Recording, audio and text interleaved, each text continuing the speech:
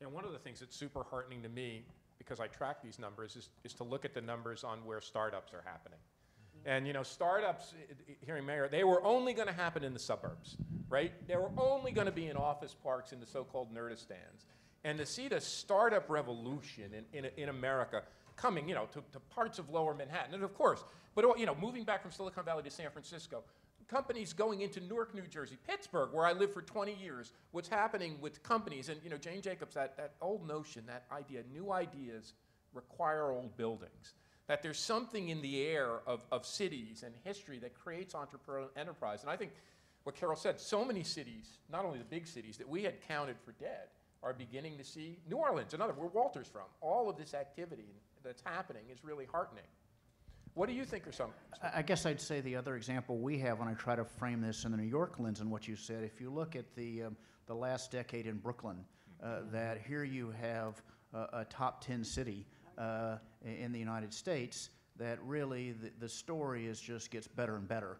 And there's a lot of wind in the sails, so it looks good, but that's really a good example of where you've had any. And now Brooklyn is the place that lots of the new economy companies want to be. And if you look at the real estate success in Dumbo, and people have figured out creative class, mixed use success, people now take the ferry from Williamsburg down to Dumbo with their dog and bike and go to work and then enjoy lunch in Brooklyn Bridge Park.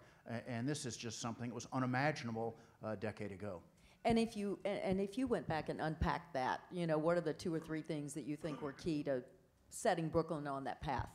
I think number one is public safety. That, as someone said the other day, I wish I'd thought of it, that the public safety success makes New York a bigger city.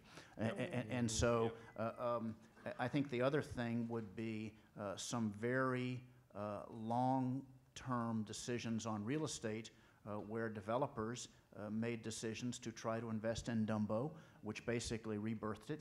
And then if you lay down next to that this transportation, where you look now, we have under Mayor Bloomberg's leadership, we have all kinds of new methods of transportation, new systems. The ferry system, the bike system, these are brand new. They didn't exist a decade ago. And then the last kind of icing on the cake is really the parks and the quality of air and quality of life.